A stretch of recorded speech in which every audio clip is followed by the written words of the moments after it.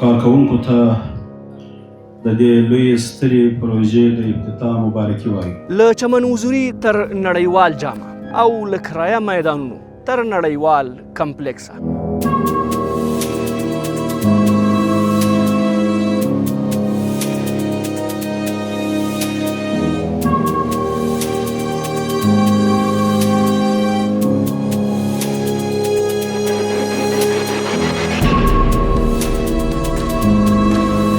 د افغانستان کرکټ بورډ او زموږ د ملي لوبډلې په کوربتوب باندې په کابل کې موږ سره سیالي ترسره کیږي. مالي لګښت خپله د افغانستان د کرکټ بورډ لخوا دی او کنه دا ماستر پلان دی او ټول نړیوال معیارونو ته په لیدو به دا تطبیق کیږي. ټول هغه اسانتیاوې ولرو چې نړیوال لوبغاړي یا نړیوالې لوبډلې ورته اړتیا لري.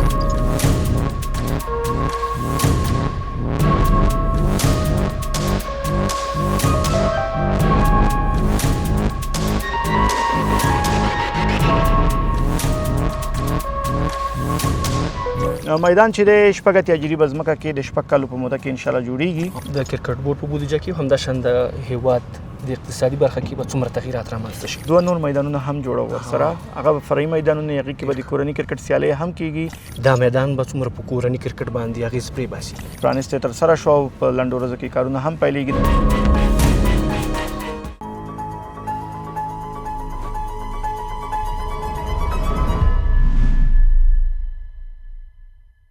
د بخونکي او مهربان آزاد په سپېڅلي نامه د درنو لیدونکو سلامونه. خدای دې وکړي چې روغ او جوړ اوسئ. درنو لیدونکو لکه څنګه چې تاسو ته معلومه ده افغانستان کرکټ په ډېر کم موده کې ډېر ستر مزل طی کړی دی. زموږ د کرکټ ملي لوبغاړو لومړی پیل د چمن حضوري له سپیرو خاورو کړی او بیا په ډېره کمه موده کې د نړۍ له مهمو او پرمختللو لوبډلو سره سیال شو. او اوس دغه ده چې نوي تغییرات دلته رامنځته شوي د کرکټ په برخه کې. که چیرې وګورو موږ فل ممبرشپ یا بشپړ غړیتوب د کرکټ په 2009 کال کې ترلاسه کړ او لومړۍ لوبه مو له سکاټلند سره وه او دا هغه پیل و چې د افغانستان د ولس او د دې وګړو یو ارمان و چې په 2009 کال کې پوره شو. په وروستیو کلونو کې وګورو د کرکټ بورډ او د کرکټ لاسته راوړنې ساری نه لري. نړیوال میدانونه د هیواد په ګوټ ګوټ کې په ټولو ولایاتو کې تقریبا موجود دي او اوس دغه ده چې دلته یو نړیوال کمپلیکس جوړیږي چې ټول نړیوال معیارونه به دلته په نظر کې پکې نیول کیږي.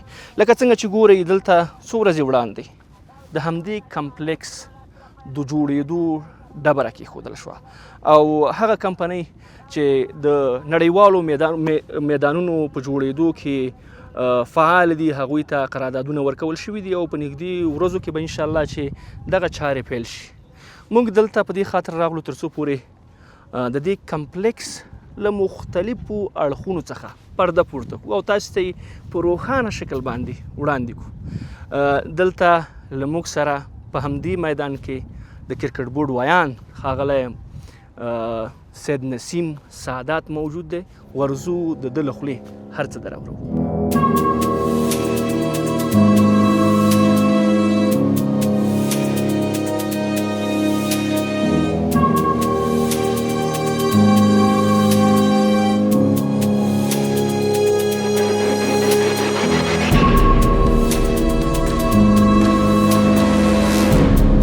درنو لیدونکو ستړي مشي په خیر راغلی.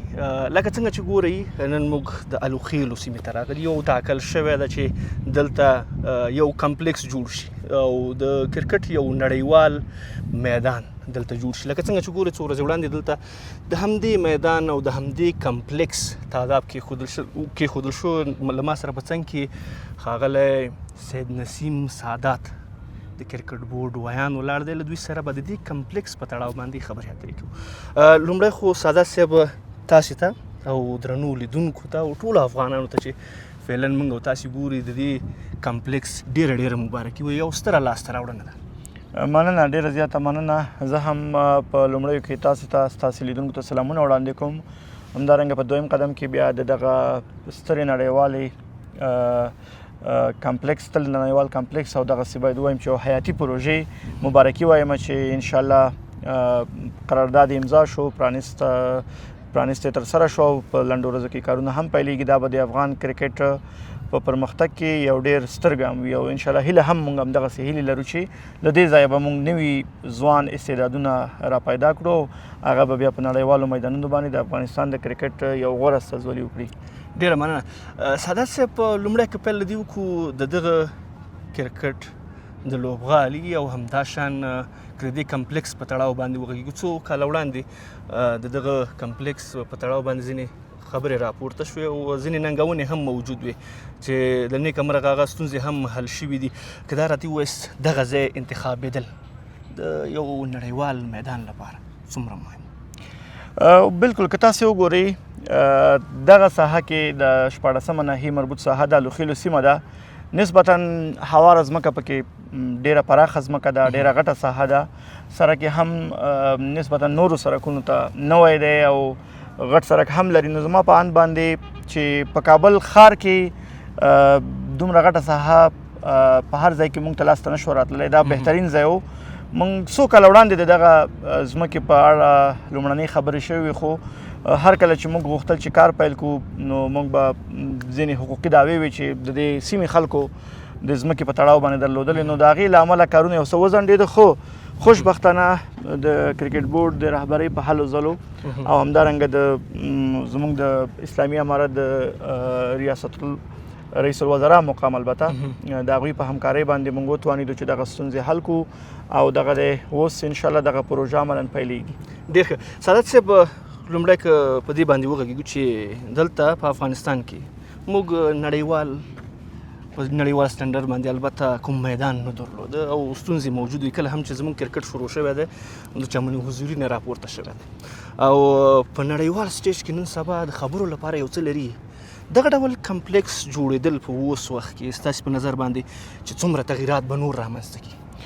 میدانونه خو موږ الحمدلله ښه میدانونه هم لرو، اکاډمیانې هم لرو، خو هغه میدانونه چې دي هغې کې دغه کومې اسانتیاوې چې یو نړیوال میدان یا سټیډیوم یې ولري د هغې کمی پکې و. ځکه زموږ نورو میدانونه پراخه ځمکه چې موږ دلته لرو په نورو میدانونو کې نه لرو. نو په همدې خاطر باندې دغه پروژه دا به د کرکټ په ډګر کې ډیره ارزښتمنه ثابته شي، ځکه دلته به موږ وکولی شو کله چې دا پروژه په خیر پای ته رسیږي دلته به موږ وکولی شو ټولې هغه اسانتیاوې ولرو چې نړیوال لوبغاړي یا نړیوالې لوبډلې ورته اړتیا لري. نو د همدې دپاره د دې میدان ارزښت په همدې کې دی. کله چې دا پای ته رسیږي موږ به انشاءالله زموږ هڅه به دا وي چې موږ نړیوالې لوبډلې کابل ته دعوت کړو، دلته د افغانستان کرکټ بورډ او زموږ د ملي لوبډلې په کوربتوب باندې په کابل کې موږ سره سیالۍ ترسره کړي. ډېر ساده صاحب، یعنې په تېر کې موږ په نورو هیوادونو کې لکه په دوبۍ کې، شارجه کې موږ اکثر وخت لوبې ترسره کولې، په هندوستان کې هم همداسې د نورو لوبډلو کوربتوب موږ هلته ترسره کوو. انشاءالله له دې وروسته چې دغه میدان جوړ شي او ګټې اخیستنې ته وسپارل شي چې انشاءالله دلته به ترسره کېږي. دقیقاً هم به د ملي لوبډلې کمپونه دلته ترسره کېږي، ځکه دلته به موږ داسې یو اکاډمي ولرو، هم به یو آوټډور اکاډمي ولرو، هم به یو انډور اکاډمي ولرو. زموږ آوټډور اکاډمي چې د هغې کې پلان داسې دی چې هغې کې به 15 ویشتنځایونه جوړېږي چې هغه ویشتنځایونه به بېلابېل کنډیشن ته په لیدلو باندې جوړېږي چې زموږ لوبې هندوستان سره کېږي، په اروپا کې دي، په استرالیا کې دي. موږ به کوشش کوو چې په خپل ویشتنځایونو کې دغه ټول څومره هغه ډول ډول ویشتنځایونه چې دي ته پکې ځای ورکړو. نو بیا به زموږ لوبډله هم خپل تمرینات دلته کوي، نظر هغه سفر ته یا هغه نړیوالو سیالیو ته چې دوی په ورپسې وخت کې لري، او هم به موږ نړیوالې لوبډلې لکه چې اوس موږ په لکه تاسې چې ویل په متحده عرب اماراتو کې کله کوربتوب کوو، کله هندوستان کې څه موده مو په سریلانکا کې کړی و، نو بیا به له خیره موږ د خپلو سیالیو کوربتوب په خپل هیواد کې کوو. ډېر ښه. د دې ترڅنګ چې کوربتوب به انشاءالله ترسره کوو دلته په هیواد کې، همدلته په داخل کې، د دې ترڅنګ چې د نورو هیوادونو کوربتوب به دلته ترسره کوو، د دې ترڅنګ مهمه دا هم ده چې کورنی کرکټ مو قوي شي او ډېری کرکټ بورډونه د په نړۍ کې چې کوم هم فعالیت لري د کرکټ په برخه کې، دوی هم تمرکز په کورني کرکټ باندې، دا میدان به څومره په کورني کرکټ باندې اغېز پرې باسي. بالکل.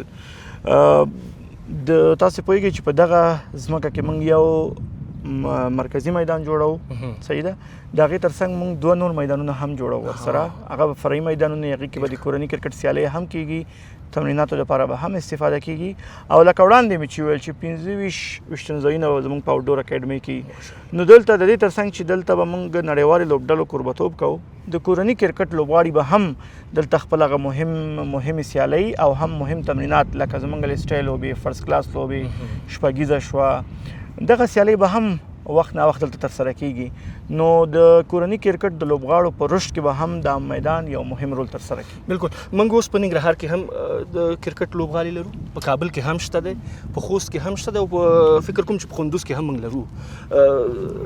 کله چې هم دا میدان جوړ شي په هغه میدانونو کې به لوبې ترسره کیږي او که نه یوازې به دلته ترسره کیږي؟ میدانونه خو موږ الحمدلله په ډیرو ولایتو کې لرو. که د میسانک زون په اړه وغږیږو په خوست کې میدان لرو، په لوګر کې نوی میدان جوړ شو، په پکتیا کې میدان لرو. دغه راز په آمو یا شمال حوزه کې موږ په کندوز کې میدان لرو. په بلخ او په بغلان کې اوس مهال کارونه روان دي چې ان شاء الله به هم تکمیل شي. دغه راز په مشرقي کې موږ په غازی امان الله خان میدان لرو، نجیب ترکه میدان لرو، دو په ننګرهار کې لرو، یو په کونړ کې لرو، یو په لغمان کې نوی جوړ کړ. دغه راز د خو حوزه کې بیا موږ په کندهار کې ډېر ښکلی میدان لرو، په هلمند کې لرو، په زابل کې لرو. نو میدانونه موږ ډېر دي، خو البته لکه تاسې چې ویل په هر زون کې زموږ یو میدان داسې دی چې موږ کوشش کوو چې هغه هم اپګریډ کو او نړیوال سټانډرډ ته ورسوو. نو د کورني کرکټ لوبې د دې ترڅنګ چې په کابل کې کله چې بیا کابل کې ژمی سیزن دلته برابر نه وي موږ به په خوست کې هم لوبې کوو، په ننګرهار کې به هم کوو، په کندوز کې به هم کوو، په کندهار کې به هم کوو. بالکل ساده صاحب تاسې کومه خبره چې وکړله او د میدانونو یادونه مو وکړه واقعیت هم ډېر لوی تعداد دی. دا سفر په څومره وخت کې طی شوی دی؟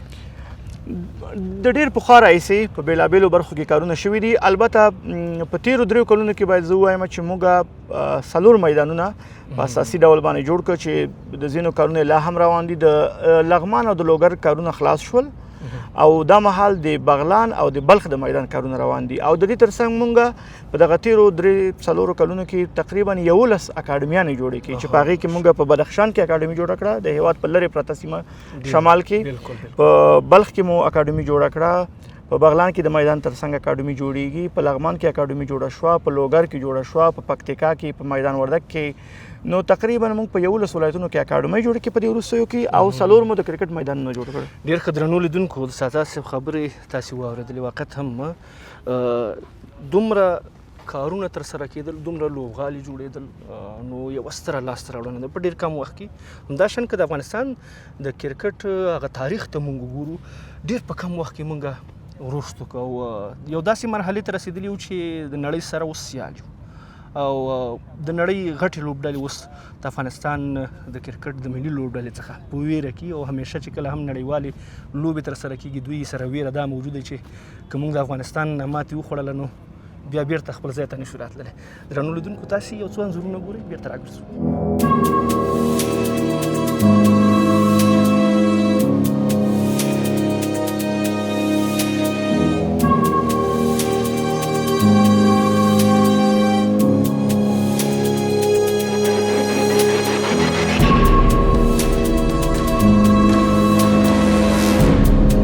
درنو لیدونکو بیا هم ستړي مه شئ، سعادت صاحب له ما سره دی. غواړم په دغه برخه کې د دې خپرونې په دې میدان باندې وغږېږو. موږ د کرکټ په هغه تیر تاریخ باندې یو څه خبرې وکړې، همداشان ځینې لاسته راوړنې مو چې درلودلې د کرکټ په برخه کې واقعیت هم سترې لاسته راوړنې وي او اوس دغه ده چې دغه کمپلیکس پیل شوی دی او دا یوه ستره لاسته راوړنه ده. غواړم د همدې کمپلیکس په تړاو باندې له سعادت صاحب څخه یو څو پوښتنې ولرم، همداشان تخنیکي اړخ به یې هم څېړو. سعادت صاحب څه وخت به له خیره سره کار پیلېږي او کوم هغه تخنیکي موارد دي چې تاسې دلته په نظر کې نیولي دي؟ تېره اونۍ قرارداد هم امضا شو، پرانیست غونډه هم ترسره شوه. نو شرکت ته موږ د کار د پیلولو مکتوب ورکړی دی، خو هغوی به انشاءالله په همدغه لنډو ورځو کې یوې اونۍ لا 2 اونۍ وخت مو ورکړی دی. هغوی به خپل هغه کیمپ دلته را انتقالوي، کانټینرې، وسایل او دې ځای نه به انشاءالله عملاً په لنډو ورځو کې کار پیلېږي. او پاتې شو د میدان په اړه تخنیکي معلومات چې تاسې وغوښتو. میدان چې دی 6 اتیا جریبه ځمکه کې د 6 کالو په موده کې انشاءالله جوړیږي. یو به پکې مرکزي میدان وي چې هغې کې به موږ د نړیوالو سیالیو کوربتوب کوو، ترڅنګ به یې 2 فرعي یا اول میدانونه وي چې هغې کې به د کورني کرکټ سیالۍ کېږي او همدارنګه به پکې تمرینات کېږي. په نړیوال میدان کې به موږ د 40,000 نندارچیانو دپاره د ناستې ځایونه ولرو. همدارنګه د شپې لخوا د سیالیو دپاره به هغه غټ څراغونه هم وي چې فلډ لایټس ورته وایي، هغه به هم پکې نصبیږي. ترڅنګ به 2 اکاډمۍ جوړېږي، سترې اکاډمۍ چې یو آوټډور اکاډمي چې هغې کې به 15 ویشتن ځایونه د بېلابېل کنډیشن لپاره، همدارنګه انډور یا سرپټې اکاډمي به وي. د لوبغاړو دپاره به د فزیکي تکړښت دپاره جیم یا کلب وي، د هغوی د درملنې مرکز کله چې لوبغاړي ټپي کېږي هغې درملنه به هم همدلته کېږي. همدارنګه سونا او هاوس دا هغه څه دي چې لوبغاړي ورته اړتیا لري، نو دا ټول سهولتونه به دلته وي. همدارنګه یو لوی مسجد، یو پارکینګ، د میدان په دغه احاطه کې پلې لارې، سړکونه، دا هر څه به انشاءالله د پلان د ماسټر پلان سره چې یو ځانګړی پلان دی میدان ته د نړیوالو شرکتونو په همکارۍ جوړ شوی دی، نو دا ماسټر پلان له مخې به دغه ټوله پروژه تطبیق کېږي. ډېر ښه سعادت صاحب، تاسو یو موضوع ته اشاره وکړله چې هغه تخنیکي موضوعات چې د یو میدان لپاره ډېر مهم دي، اړین دي. لکه موږ په استرالیا کې میدانونه لرو، نړیوال میدانونه دي، همداشان په هندوستان کې چې دي، همداشان په نورو هیوادونو کې. د پاکستان خو خیر دومره ترقي نه ده کړې، او زموږ میدانونه چې په اوس وخت کې موږ کوم ګورو انشاءالله دلته جوړ شوي دي، شاید د هغوی سره سیال اوسیږي. دلته لومړنۍ چارې تقریبا ترسره شوي دي، او لاندې چې ګورو ځمکه یو څه هواره شوې ده. انشاءالله چې دغه لیولینګ چارې په څه وخت پیلېږي، او لومړنی کار به ستاسو څه وي؟ تاسو ویل چې تقریبا په 6 کلو کې باید دغه پروژه پای ته ورسېږي او ګټې اخیستنې ته وسپارل شي. بالکل، کله چې کارونه پیلېږي نو لومړنی قدم کې په دغه احاطوي دیوال د 6 جریبه ځمکې هغه به ترسره کېږي. له هغې وروسته به بیا لکه وړاندې مې چې ویل یو مرکزي میدان یا نړیوال میدان، 2 فرعي میدانونه، دغه اوس هغه بیسیک لیولینګ ورته ویلی شو، ابتدایي هواری شوی دی. نو هغه 3 میدانونو دپاره بیا هغه 2م تخنیکي هواری ترسره کېږي، د هغې کې به چمن شین کېږي او پویلیونونه به جوړېږي. هغه کوم چې مرکزي میدان دی هغې کې به پویلیونونه جوړېږي 2 دانې، او دا کوم چې فرعي دی دې کې د انجینر صاحب د مسؤل انجینر د معلوماتو په اساس باندې دې ته به خوا او شاته هغه طبیعي شنې غونډۍ جوړوي یو ډول، لکه تاسې په نورو هیوادونو کې لیدلي. د دې نندارچیان به بیا هغه شنو تپو کې کښېني، او کوم چې مرکزي میدان دی هلته د 40,000 نندارچیانو دپاره هغه د سټینډونه دي، خو په راتلونکي کال کې دي البته. نو سږ کال احاطوي دیوال دی، او دغه 3 میدانونو دپاره د ځمکې هواری دی، چمن شین کول دی، پویلین دی، او همدارنګه هغه لومړۍ اکاډمي ده چې آوټډور اکاډمي ده، 15 ځایونه به ولري. هغه هم دا هغه څه دي چې په لومړي کال په کاري یا پلان کې شامل دي. ډېر سعادت صاحب، موږ چې کله هم د دې کمپلیکس هغه ګرافیکي ډیزاین وکتل، او هغه ویډیو چې د کرکټ بورډ لخوا نشر شوې وه، وقت هم په یو لوی معیار باندې جوړه شوه. د دې کمپلیکس ډیزاین د چا لخوا شوی دی، او همداشان د کومو شرکتونو لخوا دا ترسره کېږي؟ البته په دې تړاو به ښه تخنیکي معلومات بیا خپل انجینر صاحب شریک کړي، خو یو هندي کمپنۍ وه د نقشې او ډیزاین په جوړولو کې هغوی موږ سره همکاري کړې، د هغوی په همکارۍ باندې جوړه شوې. دا پروژه څوک پر مخ وړي؟ قرارداد یې چاته ورکول شوی دی؟ هندي دغه نه نقشه هغوی جوړه کړې. دغه لومړنۍ چارې چې په خیر لنډو ورځو کې پیلېږي، دا د GSP په نوم یو ملي شرکت دی، ساختماني شرکت دی، ګرین سټیټ پاور یا زرغون دولت ځواک، هغوی سره قرارداد شوی دی. د احاطوي دیوال او همدارنګه د امنیتي ټاورو دغه لومړي قدم کې دا شان جوړېږي. نو په نوبت به انشاءالله څنګه چې دا کار پیل شي، د همدې ترڅنګ چون 6 کاله کوشش کوو چې دا 1000 تر 1000 پوره کړو، نو د همدې ترڅنګ به انشاءالله چې د احاطه څنګه پوره کېږي، د پوره کېدو نه وړاندې به مونږ په دغه میدان کې داخل کې نور کارونه هم پیل کړو چې هغه به د میدان هواری او د آوټډور اکاډمي جوړولي. سعادت صاحب، د مالي لګښت په اړه که وغږیږو، مالي لګښت خپله د افغانستان د کرکټ بورډ لخوا دی او که نه؟ تاسې پوهېږئ چې کرکټ بورډ د کرکټ د نړیوالې شورا نه کلنۍ بودیجه موږ ته راځي، نو د همغې بودیجې کې بیا موږ یو برخه انکشافي یا پرمختیایي کارونو ته لرو.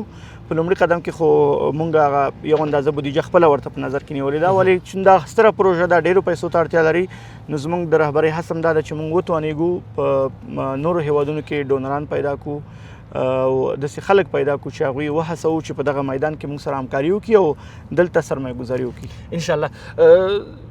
سعادت صاحب، یو وروستۍ پوښتنه دا کومه چې دغه کمپلیکس په جوړېدو سره به د کرکټ بورډ په بودیجه کې همداشان د هیواد د اقتصادي برخه کې به څومره تغیرات رامنځته شي؟ بالکل او کله چې دومره یو ستر ځای جوړیږي ډېر خلک پکې مصروفیږي. همدا اوس د شپږ کاله چې دلته کوم کسان کار کوي دا هم د هیواد په اقتصاد باندې یو مثبت تاثیر لرلی شي. بیا کله چې دا جوړ شي موږ دلته نړیوالې لوبډلې راغواړو نو حتما هغه اقتصادي جریان کې هم مثبت تغیرات راځي. او زه هم هیله من یم چې د دې او دې ته ورته نورو سترو حیاتي ملي پروژو چې هغه د افغانستان په نورو برخو کې ترسره کیږي دا ټول د هیواد په اقتصاد باندې مثبت تاثیرات لرلی شي. داسې وبخښئ یوه پوښتنه مې له یاده وتله غوښتل مې چې هغه حتما بیا له تاسې نه وپوښتمه دلته کوم نړیواله ټکنالوژي چې ده په دغه کمپلیکس کې په نظر کې نیول شوې ده او که نه لکه اوس وختو کې چې د سپایډر کیمپ خبره کیږي او همداشان د ډرون کامرې دي همداشان د آوټفیلډ او انفیلډ موضوعات دي همداشان د ټرف وکټ ده پریکټس وکټ دي په دې تړاو کړی دي راته کلي موضوعات ګورې لکه له اوله مې چې وویل چې دا ماسټر پلان دی او ټول نړیوال معیارونو ته په لیدو به دا تطبیق کېږي. نو دغه کوم برخو ته چې تاسې اشاره وکړه دا به ټول انشاءالله دلته وي. وکټې به هم نړیوال معیارونو ته په لیدلو جوړېږي که ډرای وکټ جوړېږي که ټرف وکټ جوړېږي که بل ډول وکټ جوړېږي. دغه راز تاسې د پروډکشن د برخې د یو څه نومونه واخیستو نو په دغه پروژه کې مونږه کانفرنس هال سټوډیوګانې د پروډکشن لپاره خونې دا هر څه په نظر کې لرو.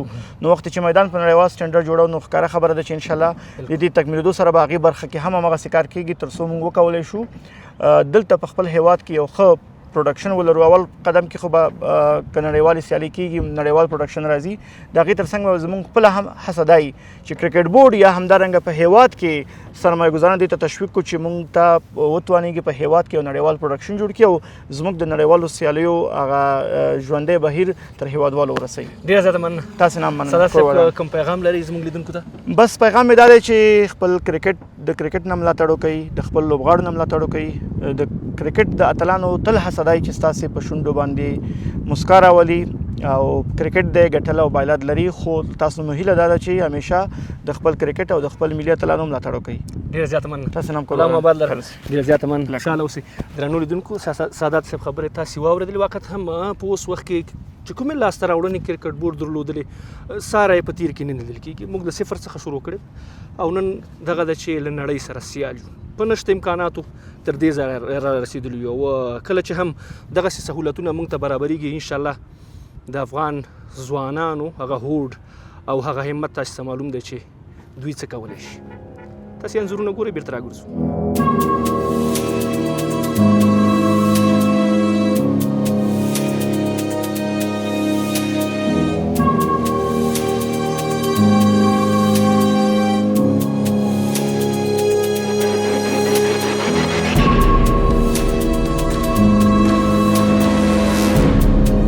لیدونکو لکه څنګه چې ګورئ دا همغه شپږ اتیا جریبه ځمکه ده او دلته ټاکل شوې ده چې د کرکټ بورډ لخوا یو نړیوال کمپلیکس جوړ شي.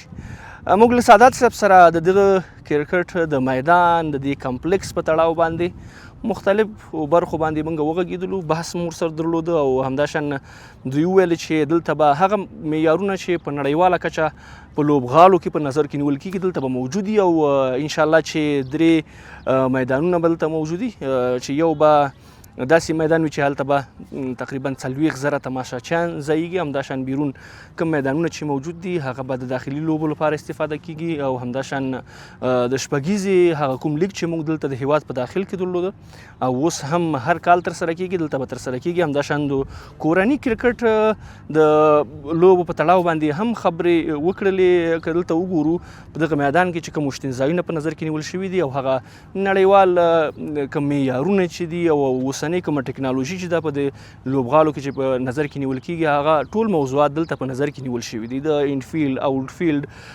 همداشان که د تخنیکي موضوعاتو په تړاو خبرې وکړو د سپایډر کیمپ خبره ده همداشان د ډرون کمرو خبره ده د نورو کمرو چې د تلویزیون نشراتو لپاره کارول کېږي هغه موجود دي. دلته د لایټینګ موضوع ده ډېر زیات موضوعات دلته موجود دي.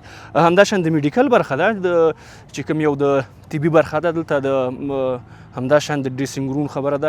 ډېر زیات موضوعات البته په دغه کمپلیکس کې په نظر کې نیول شوي دي چې انشاءالله په شپږو کلونو کې به انشاءالله دغه کمپلیکس بشپړېږي او ګټې اخیستنې ته به سپارل کېږي. درنو لیدونکو په دې هیله چې زموږ دغه خپرونه چې همدې کمپلیکس ته مو ځانګړې کړې وه ستاسې د پاملرنې وړ ګرځېدلې وي. تر بلې هغې چې زامن الحق امیني ستاسې په درانه چوپړ کې حاضرېږم. الله مو مل شه.